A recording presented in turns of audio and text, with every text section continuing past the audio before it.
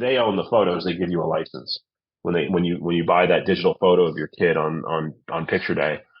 You're just really getting a license. You're not truly getting ownership of that photo, and I think unless you have to pay extra or something. So it's similar with business photography. We rarely see photographers, at first pass just saying, "Here, you own it."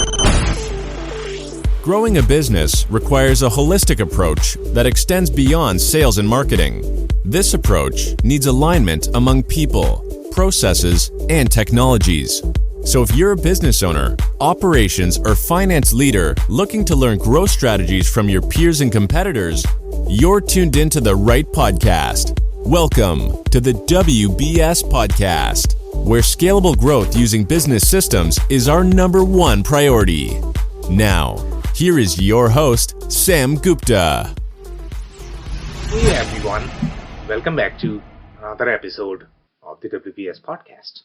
I'm Sam Gupta, your host and principal consultant at the independent ERP and digital transformation consulting firm Elevate IQ. There is always a fine line in running a business.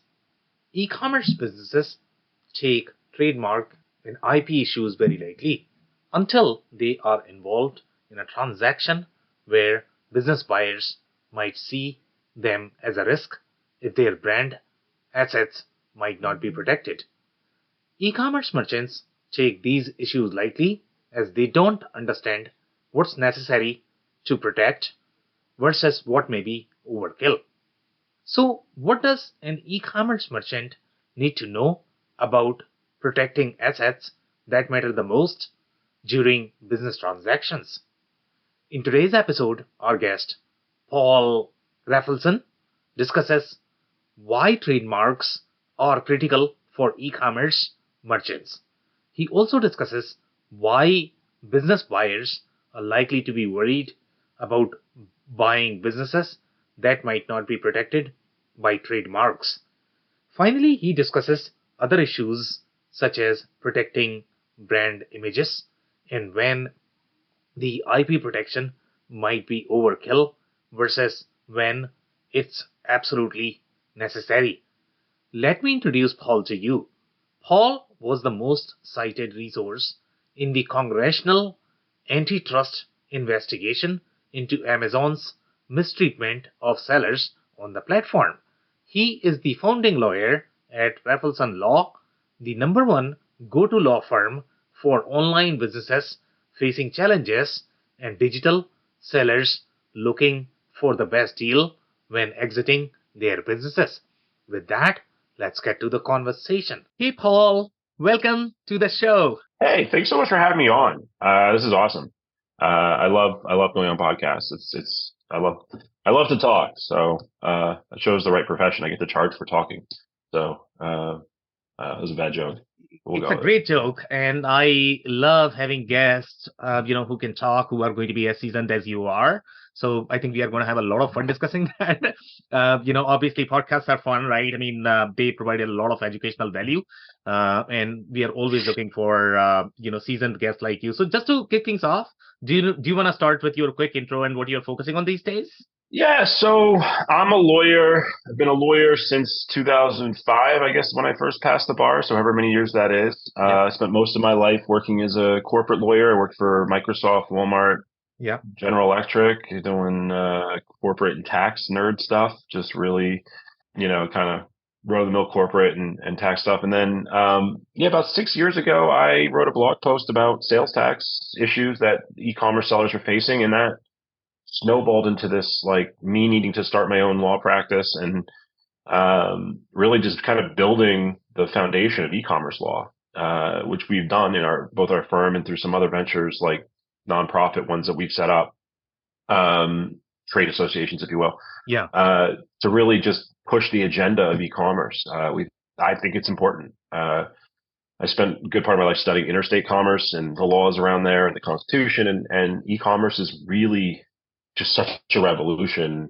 that I'm just fascinated by it because it triggers so much old constitutional law doctrine. Like it's to me, as a lawyer, I nerd out on the fact that, like, things that are, George Washington and Thomas Jefferson are thinking about are applicable to our business today.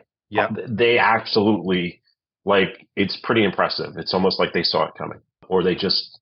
It's why I love constitutional law, that you just can breathe so much life into a document that's that old. It's a cool body of law. So that's kind of what motivated me. And so we brought lots of lawsuits. We've sued governments, been all sorts of litigation and things. And we also do a lot of, but my favorite thing is I like to be transactional. I like to work with the businesses and help them grow. Yeah. And of course, exit if that's what their end game is. That's always the fun thing to do. Okay, very interesting. So we are going to peel some layers there in that conversation, Sure. I guess. But before we do that, we have one of these standard questions that we ask every single guest. And that is going to be, Paul, your perspective on business growth. Business growth. It's a controversial topic. I mean, I think it is. Obviously we all like to grow. I think it's I can tell you, being a business owner myself, I find it terrifying to grow sometimes. It's really hard to scale. Yep. The cool thing about e-commerce, and if you think about Amazon, what I love about Amazon as like a concept, because I was an Amazon seller 20 years ago, a little confession. Yeah. But this was before you had Fulfillment by Amazon. Yeah. But Amazon, when they created Fulfillment by Amazon, when they launched that like 08, 09, but really soft launched, it really didn't kind of take off until like the early, like 2010s era. Yeah. They just, it's amazing what they did, because when you think about e-commerce, I always say e-commerce created this concept of the global small business. In other words, if I told you I was a global small business in 1980, you'd think I'm a Looney Tune. Like, what is he talking? How could you be a global small business? Yeah. Right. But like with eBay, sort of V1 e-commerce, you were. But with Amazon, it was instant scale. And so we saw a lot of my clients who I met when I first started out, they've been sellers since 2005, 6, 7. They always talk about the moment they entered into the FBA program. Yeah. That's when they went from being sort of a rinky-dink seller to a multi-million, to a 10 million, to like that's when scale occurred, and that's when growth. So I love that about Amazon. So I guess I like when businesses can be scaled. I think that's great. Yeah. But with growth comes, you lose simplicity, right? Your business grows complex. I think small business owners have a hard time letting go. Yeah. More so than they should. I think they don't delegate as much. Yeah. And that's not just me as a lawyer saying like stop using Google and like LegalZoom. I'm saying that as like people trying to figure out pay-per-click advertising, like for example, on a platform like Amazon, like to me, it's like data science. It's so freaking hard. And I look at it, I've sat in these conferences and I've spoken and I've sat and listened to the technical talks, and it's like, unless you're wired as a data scientist for that kind of, you have a science and engineering background where that makes sense to you, which most of my clients don't. It's just, you got to learn to let go and delegate, and otherwise you don't grow, right? So, I mean, people tend to become their own worst enemy and become their own enemy of growth because they just don't know how to let go the right way and delegate. They feel like they have to learn it all like an expert, and rarely are they ever that good at it. A lot of this stuff. So yeah, growth has its ups and downs, but I mean, I tend to be I'm a business guy, so I tend to be pro growth, right? I have an MBA, so I obviously prefer growth than to the converse, but growth has its challenges, so people need to be aware of that. Yeah, it definitely does. And you're absolutely right that, most of the problems are going to be just because people just don't know what they don't know, I guess. They are simply overcommitting their own capabilities. There's only so many things that you can master. You got 24 hours, I guess, in a day.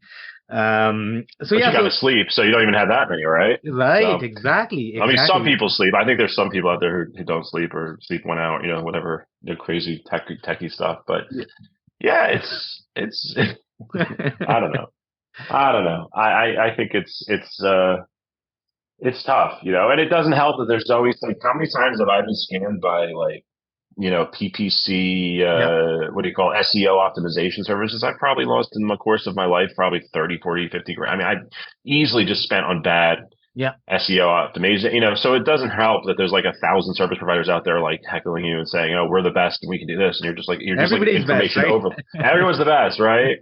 And you're always asking for a recommendation. Like, and it's weird, like the way friends recommend services to other friends, it's like, because I'm using it, it must be the best. And it's like, but you're so like biased when you refer someone to your, it's like you actually just have no idea how bad your service provider is. That's the problem. Yeah. People don't realize that, like the person who may be all good intention recommending someone might be like just totally biased because Yep. like you want to believe you bought the best, right? We always do, right? You want to Yep. believe you bought the best car. You want to believe that you bought the best, whatever, right? It's like, so I see that a lot too, where it's like people are like, oh, my guy's the best or person's the best. And I'm like, not what I've heard, Yeah. so Yeah. it's interesting. It could be fun conversation, and we are dealing as a business, with a lot of vendors. It's always fun. It's always, important to know how, every business works, I guess, and how they think, to save a lot of trouble. That's all I can say right now, I guess, on that conversation. I talk too much. And you know this a lot, right? Because you are probably, I don't know whether you get into the lawsuits and, typically litigations. I mean, we do, but we also I'm a lawyer who tries to keep my clients out of court. I try to explain to people that, there is no justice in the justice system for ordinary people, for small businesses. Like, it's too expensive. I mean, I know. You sign a contract with somebody to do XYZ and they mess up. It's like, you're not going to sue them for $5,000. You're not going to sue them for $10,000. You're not, you know what I mean? Like, it just costs, like, no lawyer's going to take your case for free. Like, we don't take $10,000 cases on contingency. Right. That's not how this works. Yeah. In fact, we rarely ever take business cases on contingency. So,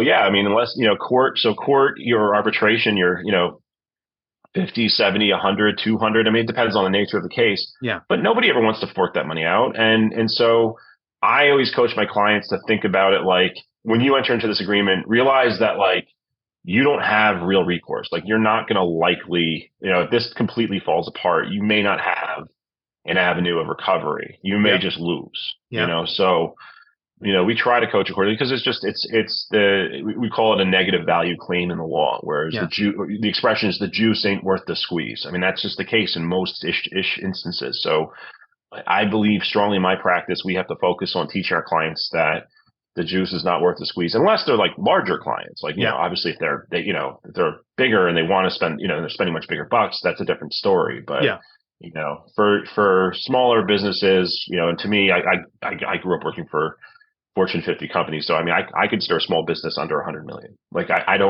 my definition of small business may be skewed just from the world I grew up in, but I think 100 million to me gross revenue is a small business. So, right. Because when you back out, I believe the IRS agrees with me too. But when you back out all their expenses and overhead, it's like, okay, this business might be making like 20 million bucks or something. Like, if they're lucky. Yeah, that's not a huge business. It's a great business. Don't get me wrong, but it's not. This is not. You're a long way from Google. Exactly. Could not agree more. So I guess let's go back to some more comments that you made, and I don't know if you're going to provide any more insight. So you mentioned the term transactional, I guess. So I don't know, maybe describe a little bit, when you say transactional, that you want to have the transactional relationship.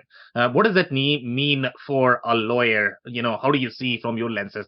Yeah, so when I say the use the term transactional, I may be a little, and even that might be too narrow. But what I'm saying is we're not courtroom lawyers. We do some courtroom work. Like, we've definitely had some lawsuits and some, we'll definitely go there, and we have great litigators that we can work with too if we have really complex stuff. But our preference is to focus on like maintaining and sustaining the business, not fighting disputes, right? Okay. So we're focusing on how do you structure your business, like that freaking LLC that you set up with LegalZoom 20 years ago. My God, if you're making this much money and you're still using it, it's like, I want to scream. So we want to think about asset protection for the client. We want to think about, setting up their intellectual property, making sure their intellectual property is sufficient, that they have appropriate title to all their IP. A lot of people, especially in the Amazon world, they get one trademark and that's it. They're done. They're like, oh, I got one trademark. It's like, no, buddy, you have 30 trademarks working here. Like, you're using 30 things that are trademarks, right? Like, let's look at breakfast cereals, right? You have Kellogg's, right? Yeah. You've got Rice Krispies, you've got Cocoa Krispies, Fruit Loops, Raisin Bran. Those are all trademarks. And all these, like, surprisingly large companies never think to like, okay, maybe we should start filing and protecting our IP. Yeah. Especially because when you go to sell it, a buyer's going to want you, they're going to look at those variations, right? So if you have these variation trademarks, and you don't have them registered, like, they want you to represent that you have title to those things. So, I'm really like on a big crusade about people taking ownership of their unregistered or common law trademarks. Right. But that's what we think about. We think about taxes. We think about compliance with the law, right? Like Yeah. how not to get in trouble with the FDA or the FTC or Amazon if you're on Yeah. e-commerce, or Yeah. California with all their laws. So we're just really focusing on, transactional stuff. It's probably, and we're really focusing from the perspective of, launch, grow, exit, Yeah. repeat, right? So that flywheel of that we look at it with our clients, because a lot of that's what our clients do, right? They Yeah. launch, they grow, they exit, they got something else in the works. I mean, some of our clients are literally just, I call them like brand mills. Like they're just churning out brands left and right. Like they're incubating like multiple at a time, selling them off for tons of money, and it just Yeah. keeps reinvesting and doing it over and over again. They're really good, like scary good at it.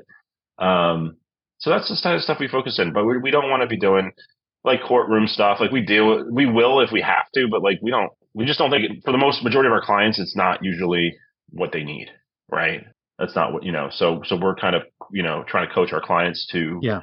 think without, don't think, like I said earlier, like don't enter a contract thinking that you have a courtroom resolution to this if it goes bad. You have to think differently. And so we try to emphasize that and coach our clients accordingly to think differently and do their risk assessments under the realization that you may not have recourse if this doesn't work, right? Like it's like, when you wire some money to China for your supplier, it's like, it is kind of honor system. Yeah. You may even have a contract with them, but like, good luck, right? If it doesn't work out, good luck. The old adage is, a manufacturer in China will always, will treat you right as long as they feel that there's future business. The moment they feel like the future business is fizzling out, that's when you start to feel like, things go crazy. So, that's kind of what we try to teach in modern e-commerce. It's like the reality, right? Like not this fantasy that there's this courtroom of justice that you can go to if you get wrong, because that's just not the world we live in the US for most people.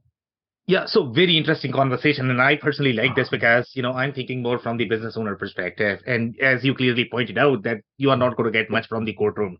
So I am going to, mention some things overall based on your commentary. So number one, you mentioned, you are not doing just one trademark. You are probably doing 30 trademarks. So let's say if I'm the business owner and I'm thinking more from the business owner perspective, also, let's say if we sign a contract and you mentioned that, you're not going to get anything out of it, right? And that's my perception as well in the business. Yes, you should be signing the contract. You have to sign the contract. But again, it's all about relationships in the business. In my mind, that's how I have always personally done business, to be completely honest. Okay. And so now, let's say 30 trademark that you are going to do, I don't know, how much value are you going to get? So let's say if I am doing the trademark and I am not going to get anything out of court, why am I doing those trademarks? Because people are not going to steal the IP. They are going to have fear. Or describe that a little bit if you could. Yeah. So I like to come at things. So we're currently at about, I don't know, we got really busy. It was nice to, I didn't do a lot of M&A when I left corporate. After I did in corporate, but when I left corporate, like I didn't really do a ton of M&A when I started my Amazon e-commerce law practice. Yeah.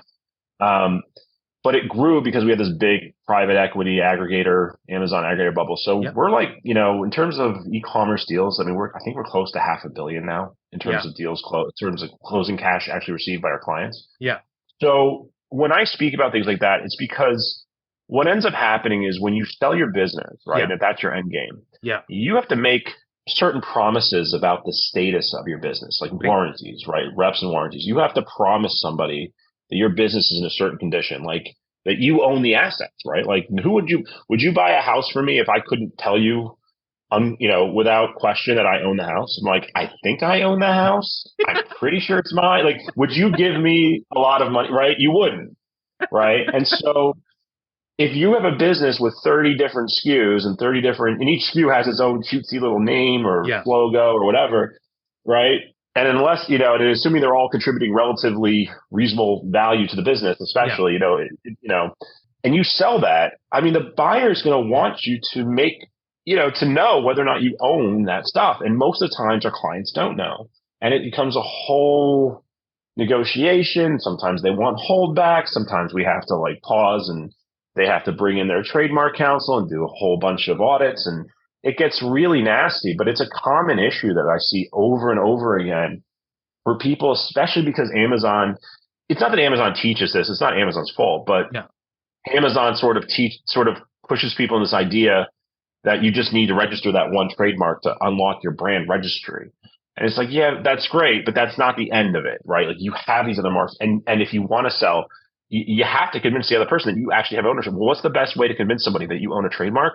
To have a registration. Because in America, you have to understand our trademark system is different than in other countries because our trademark is about first to use. So I can start establishing a trademark today, right? Yeah. Like if I, was the inventor of Rice Krispies and I came up with Rice Krispies today, nobody else has come up with it, right? I can start saying I'm using that trademark today, even before I register it. Yeah. But until I register it, I don't really know for sure if I have a right to use it because the trademark office might come back and say, Rice Krispies, that's descriptive. That doesn't count. That you can't register a descriptive product. Or, hey, that's a little confusing with, puffed rice, or another, you know what I mean? Like, so you just don't know. And if these are valuable, SKUs or valuable brandings to your business, right? Right? Like imagine if you bought Kellogg's and you didn't know if you had the right to use Rice Krispies, right? Imagine you were buying Kellogg's. You're like, okay, I'm going to own the Kellogg's brand, but I may not actually have the right to use Rice Krispies or Fruit Loops or Raisin Bran. That's still up in the air, right? Imagine that. Like you could see how uncomfortable that could be for somebody who's buying a business with all these successful SKUs. So I'm a big believer in that. Same with,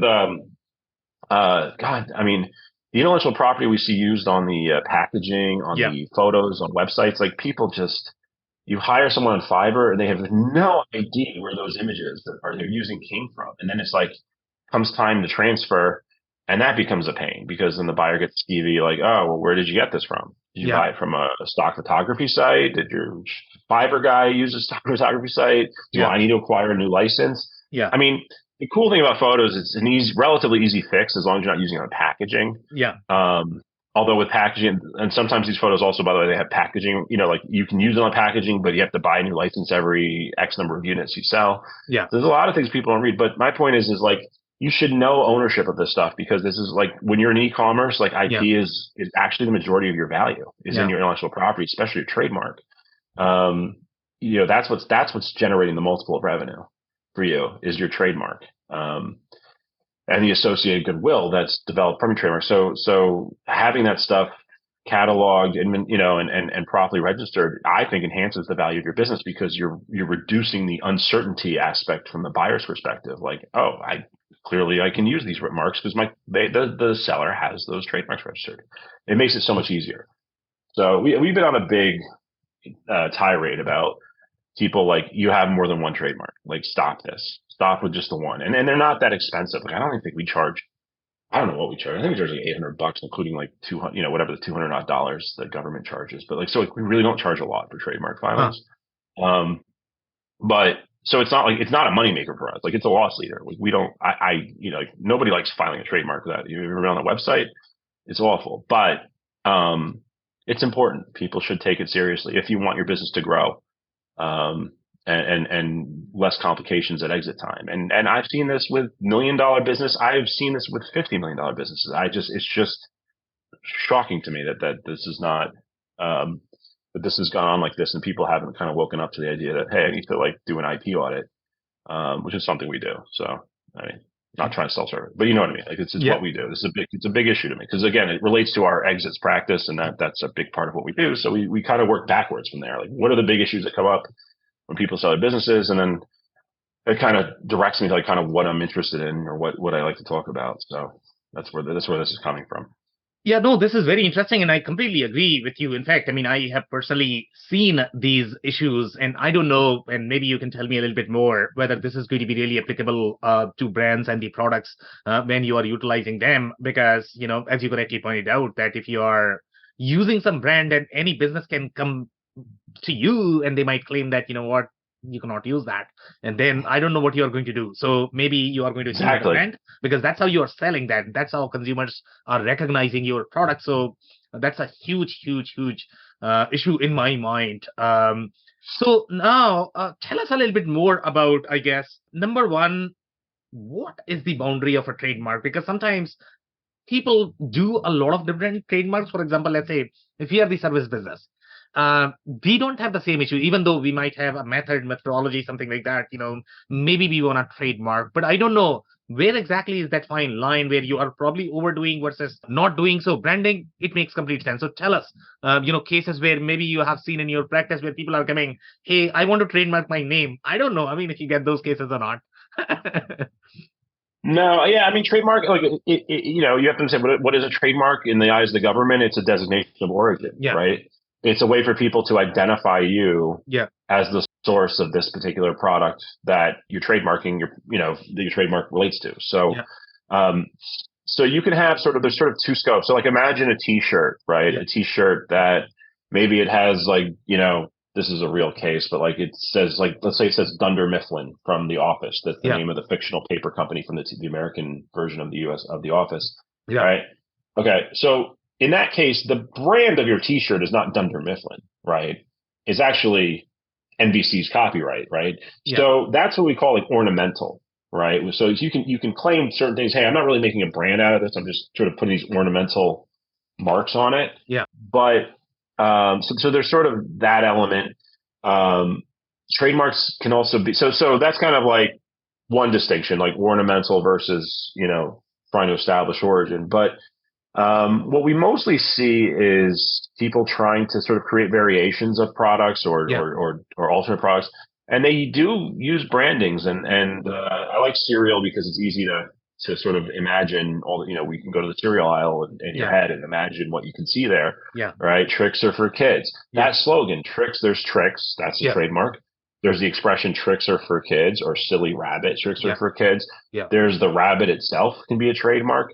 Right. I'm not saying you have to necessarily go and register a picture of like your logo, every little possible thing, but it's certainly if you have a major product that's selling really well, you kind of want to protect it, right? You want to know that you have that protection.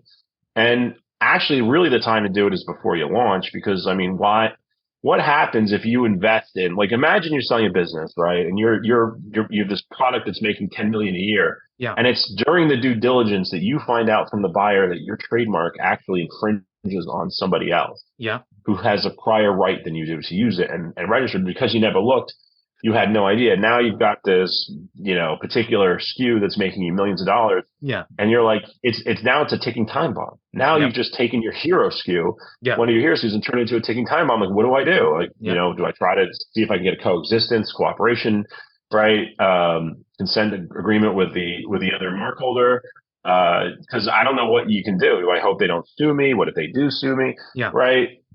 It just could be a nightmare. So I think there is such a thing as overkill. I don't think I'm promoting overkill, but it's just start with just the fact that if you have 5 different products, and they each have their own little name, you should probably have 5 trademarks. Yeah, like that's just the basics. Like I'm not like that's not overkill, right? Unless you just don't care. I don't know, but if you're going to invest your money in growing these 5 different products, you should own their 5 different names, right? I mean, imagine if Unilever didn't own the trademark for Ben and Jerry's, right? Yeah. Like it just wouldn't. Like that just doesn't happen. Yeah. And yet it happens all the time because smaller businesses, and again, my definition of small businesses is up to like 100 million. Yeah. And I've seen it.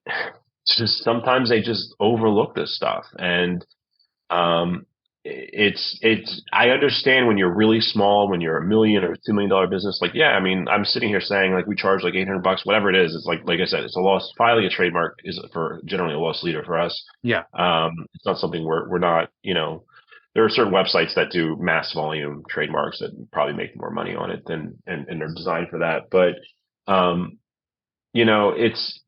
I understand like that can hurt when you're, you can feel $600 or $800 when you're a $1 to $2 million company, but at some point, you either have to be invested in your business or not. Yeah. And, part of how I built my law practice is we've built a flexible law practice. Like we understand that, smaller businesses are scared of hourly rates, that they're freaked out. The last thing they want to do is sign up with me, sign up a retainer, and start getting these crazy bills in the mail for like 10 or 20 or 30. So we've definitely built our law practice and certain things to be more accommodating to smaller businesses to help them grow. Because I view my clients as an investment. I mean, I've had clients that were, doing less than $1 million back in 2017, and then they Yeah. sold their business for like 10 or 20 million back in 2021. And Yeah. so, but we kind of like to grow with our clients. If we like the client, we like what you're doing, we really try to reinvent the way we practice law in terms of like how we bill, Yeah. so that we can make it easier for smaller businesses to get that help so that they're not in a situation where they're facing a huge exit, but now there's uncertainty surrounding their main assets. Like that just sucks, right? So I mean, I just can't stress enough how much I think that is being overlooked right now because I see it every day. Yeah, could not agree more. I think that's super critical. If I were owning an e-commerce business, I mean, $800, come on. That's nothing. So No. let's talk about, some of the things the other things that you touched, okay? And that is going to be images, right? And when we started this conversation in the pre-show, as well as the other day when we were having this conversation, I was like, okay, even we are using a lot of images. And now I'm not going to trademark everything. The maximum risk that I personally have is, if somebody comes to me, I'm simply going to swap it out. I mean, it's not that I'm probably making $1 million from my report or case study or No. whatever. No, I mean images are generally replaceable, so that's sort Yeah. of the thing. It's like you can sort of like sometimes I can get images to the goalie because I can say to the buyer, look, if you're uncomfortable, like my client can't trace ownership of his images. At the same time, you're free to take more pictures. I'm like, what is that going to cost you? Yeah. Hire a photographer, hire somebody. What is it going to cost you? 10 grand, 20 grand? It's like a $10 million deal or a $20 million deal where we're fighting over peanuts. Yeah. Like, and I grew up, again, one of the things I've had to learn is materiality because where I grew up in the world of General Electric and Microsoft and like materiality, I'm a little bit skewed. Yeah. And I have to remember that my clients are much smaller now and that materiality is much lower. But even still, when you're doing an eight-figure exit deal, and the picture issue, like, okay, the cost to replace photos is 10, 20 grand, whatever it is. It's like, and just replace the photos if you're not comfortable. But what I'm saying is, one, you don't have to trademark photos. Photos are a matter of copyright. Yep. Copyright's even cheaper. It's a couple $100, and you can do a whole batch. It's not per photo. You can do a whole batch of it at once. Yeah. But the issue isn't just copyrighting your photos. I actually don't necessarily think you need to do that. I don't actually think you need to register your copyrighted photos. Yeah. It gives you the ability to take action in court, which again, I'm not about. We don't love court. Yeah. But what you need to do with photos and where the issue comes up is you need to know where it came from. That's what I teach people. So like, it's not like we know to sit here and go register your photos, but like know where it came from. And if you had somebody on Fiverr make a photo for you, ask them, where did you get that? Oh, that's a cool that person who's staring off at the window at their office. Where did you get that photo from? Can I see the license? Can I see what you procured? Because you blended that into this other thing with my product. Yeah. And I don't know where you got it from. And so it's just good to catalog that stuff. It makes it so much easier when you sell your business to just say, oh yeah, here we go. Here's the title of our photos. And you don't have to have this discussion about, oh, well, it's not a big deal. It freaks buyers out because the buyers get all upset about it. It's not that I think it's a big deal. The buyers get upset. They think that they might get sued for prior use of the photos. It's just like a whole thing. So, it's something that you could probably hire a VA to do, just catalog your photos, catalog where you're using them. Where did it come from? What stock photography was being used? Where did you get the license? What does the license say? Are there limitations on use? Yeah. Right. And I can't tell you how many times I've seen people they use the wrong licenses all the time. And they go get free licenses, and then the free license says you can't use it for business purposes. Yeah. But that's something you don't need a lawyer to do that. That's super easy. You just go and catalog. Yeah. Most of the time when you buy photos from photographers, you don't actually get the photos. You get a license that's not assignable. Yeah. Which is a problem. So if you hire a photographer, like to do professional photos of your products or whatever, make sure you own the photos. Like, make sure you read the contract and that you actually are going to own the photos, not them. Yeah. That they're working for you. Because the default, and this isn't just unique to business photography. This is like with your kids in school. It's the same thing. Like they own the photos. They give you a license when you buy that digital photo of your kid on picture day. You're just really getting a license. You're not truly getting ownership of that photo, and I think unless you have to pay extra or something. So it's similar with business photography. We rarely see photographers, at first pass just saying, "Here, you own it." They usually, and now you got to contact the photographer, and they're they're out there. But it's a crazy world. The lawyers are always causing problems. We try to be the ones that help. Yeah. So No offense to the lawyers causing problems. That's your prerogative. That's what you want to do. yeah, it's business for them as well, right? I mean, it is what it is. Okay, so let's talk Yeah. about this issue a little bit. Okay, so let's say if we are cataloging these pictures, and one of the things that we have personally noticed in our business as well. Okay, so we can catalog, but these sites are changing their license rights all the time as well. Okay, so let's Right. say if today you have cataloged and that was the, I don't know, Creative Commons license or whatever, and tomorrow they change their mind and they are going to change that. So today, let's say if I quote them that this is where I got the picture, I have the screenshot. I don't know. I mean, where does this end? Because you might always get Just make a new scenarios. picture. Just make a new picture and replace it. Make a new picture and replace it. Use a photographer. Always. By the way, photographers. This is another one people mess up. Yeah, Most of the time when you buy photos from photographers, you don't actually get the photos. You get a license that's not assignable. yeah, Which is a problem. So if you hire a photographer, like to do professional photos of your products or yeah, whatever, make sure you own the photos. Like make sure you read the contract and that you actually are going to own the photos, not them. yeah, That they're working for you. Because the default, and this isn't just unique to business photography. This is like with your kids in school. It's the yeah, same thing. Like they own the photos. They give you a license when you buy that digital photo of your kid on picture day. You're just really getting a license. You're not truly getting ownership of that photo. And I think unless you have to pay extra or something. So it's similar with business photography. We rarely see photographers, at first pass just saying, here, you own it. They usually, and now you got to contact the photographer and say, can you assign these photos? And if they say no, then you may have to take pictures all over again. But I mean, remember, at the end of the day, the worst case scenario, most of the time, if you don't get sued, is you're just going to have to make a new photo and get a new license, right? My suggestion is try to, professional stock photography sites like Shutterstock are very good yeah, if you get the right license. If you can avoid stock photography, that's even better. yeah, If you have a photographer or friends who can act as sort of models, I've seen this done, that's always good. But I mean, I don't want to overstress photography because it is, like I said, at the end of the day, it is an issue that can usually be fixed for a relatively reasonable amount of money. So it's not a deal breaker, but it is yeah, a pain in the ass. I mean, that's just what it is. It's just a huge pain, and it does make some buyers nervous, and they get uncomfortable with the idea that you don't know where your IP is fully owned, and yeah, so we just, it's something to work on. It doesn't need to be done in a day, but it's something that people should, and certainly going forward, as yeah. you get new photos, think about things to think about. So, but not as huge an issue as this. Trademark to me is a bigger issue because trademarks literally in e-commerce represent your entire value, right? When you sell a business, right, in e-commerce, and all you have is a trademark and a bunch of Yeah, inventory bearing a trademark, yeah, you see the thing? What else do you have?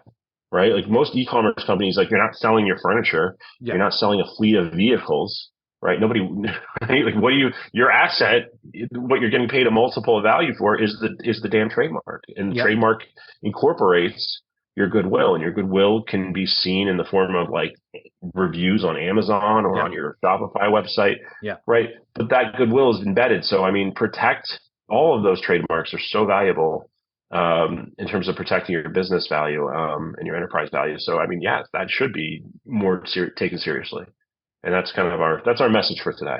So, Yeah. trademarks, the more you know.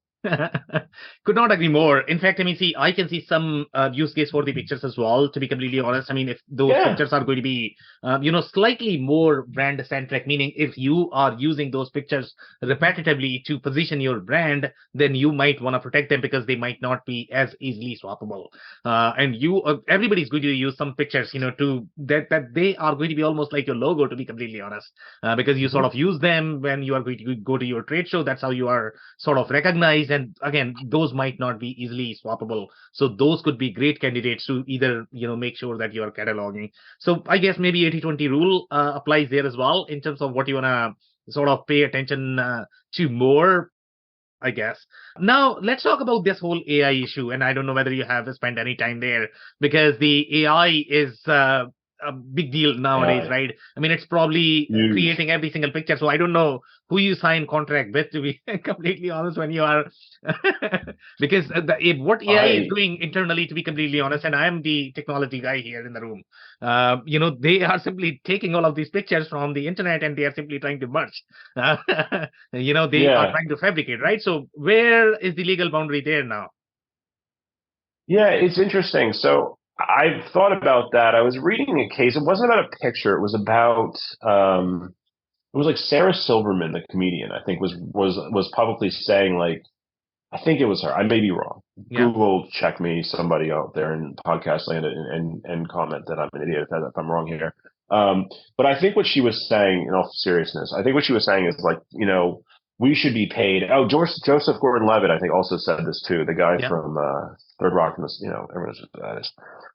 That they should be paid when like when AI accesses their material. And I'm thinking to myself, but AI is like a person, right? yeah, Like, it's not, but it is. But like, we're trying to create a replication, right? An emulation of a human mind, something that an entity that can think, reason, speak to us in the way that we think, reason, speak, yeah, right? And we intake media of all types, right? Like pictures, images, books, movies, right?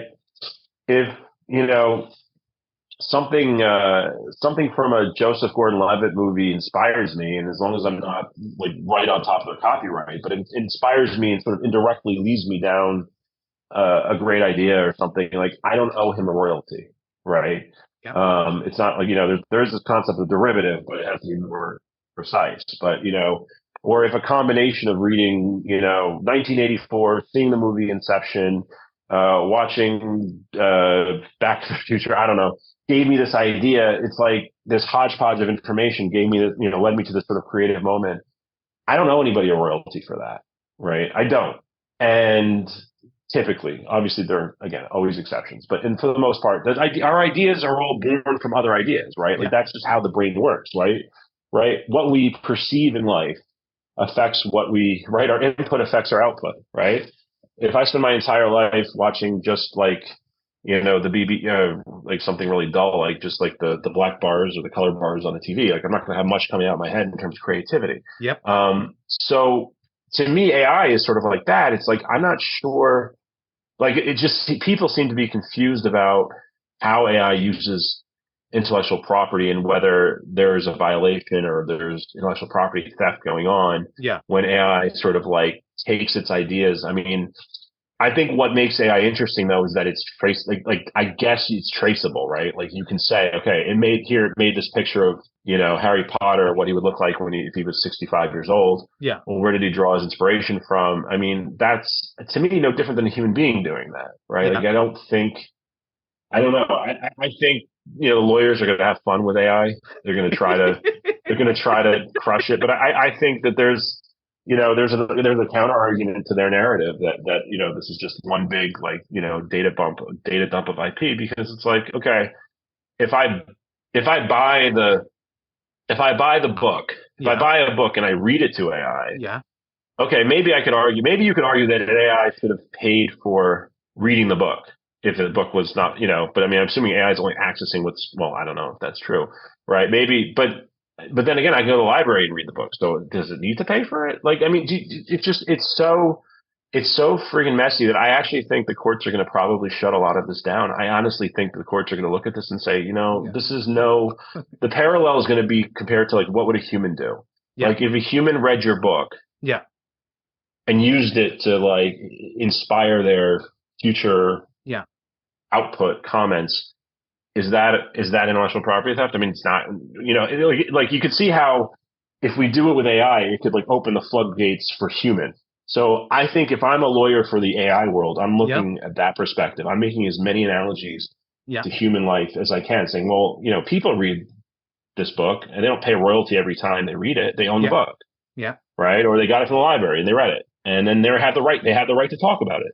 They have the right to give their opinion about it. They have the right to, let it shape their humanity. Why can't we do that same thing for AI? I mean, it's just, I think the courts are going to be usually going to be erring on the side of wanting to see the world progress and not let, Sarah Silverman and Joseph Gordon-Levitt like block the process, because Yeah. this is AI is crazy. It's crazy interesting. I love it. I think it's so neat, what we're doing. And I think if I'm the lawyer for AI, that's where I'm going. I'm just saying, like, all this thing is doing is reading a book, just like any person can read a book. What's the difference? Right? Who says I can't? I can read a book to my dog. Does my dog have to pay a royalty? Like, like that's kind of where my mind is at with a lot of this stuff. And so then, but the question is the AI good enough to, like, sometimes the AI is going to come up with stuff and it is going to be direct plagiarism or direct infringement. I mean, those are going to happen from time to time, but for now, it's time will tell how they deal with it. But it's an interesting legal situation right now, what's going on in AI, and I'm definitely curious to see where we go. It definitely is, and we can probably go on for hours right now. This was a very interesting conversation, I guess. So I think we need to close. So do you have any last-minute closing advice for our listeners by any chance? I would say I think business owners need to really give themselves credit for getting to where they are now, but you kind of, to get to the next level, like the companies that get to the next level, it's not the way you got to where you are now. It's a different place, right? It's time to grow up a little bit, let go, and take your business to the next level. Whether you want to do that yourself or with somebody else, but you've got to, take things. This is right from what I understand, this is a different audience than smaller e-commerce sellers. So, but I've had plenty of clients who do 50, 100 more, and they're still the same person they were. It just happened too fast, right? And so they never really grew up into it, and so they're still a little in over the head. So I mean, it's really, don't be afraid to reach out for help. I mean, I know that's coming from a lawyer, it sounds self-serving, but I'm also saying you don't have to hire me. I'm just saying, but get help. And I think that's something that'll be liberating for a lot of business owners, just to get, bring in the experts and take your business to the next level if that's what you want to do. Stop trying to figure it all out on your own. That's not how, big corporations have, hundreds of thousands of employees, right? Like they're, if you're still running everything, you're doing something wrong at that level. You need to start building a reliance on others, to take it to the next level. So that's what I see in a lot of places. I just don't believe that any one person is really that good at everything. And most entrepreneurs, like, like I think I was reading an article by Richard Branson years ago where he was saying the same thing. Like, you gotta learn how to delegate, or else you're just not going to get there. So learn how to, do that and take your business to the next level. I don't know. I'm not much of a motivational speaker, so I'm trying here. But, you have motivated a lot, I guess. I mean, that was really good, to be completely honest. I am inspired right now, okay? And my personal takeaway from this conversation, thank you, is going to be that, look at your intellectual properties. I mean, there are things that you need to protect, so make sure you are protected there, because once you are going to sell your business, you are probably going to find a lot of surprises, which you probably don't want. On that note, Paul, I really want to thank you for your time. And this was a powerful episode. Hey, this is a lot of fun. I loved it. Thank you so much. Appreciate it. Of course. Take care. Bye. I cannot thank our guests enough for coming on the show, for sharing their knowledge and journey. I always pick up learnings from our guests, and hopefully you learned something new today. If you would like to learn more about Paul, head over to ecomattorneys.com. It's eCommattorneys.com. Links and more information will also be available in the show notes. Also, don't forget to subscribe and spread the word among folks with similar backgrounds. If you have any questions or comments about the show, please review and rate us on your favorite podcasting platform, or DM me on any social channels. I'll try my best to respond personally and make sure you get help. Thank you, and I hope to catch you on the next episode of the WBS podcast. Thank you for listening to another episode of the WBS podcast. Be sure to subscribe on your favorite podcasting platform so you never miss an episode. For more information on growth strategies for SMBs using ERP and digital transformation, check out our community at WBS.rocks. We'll see you next time.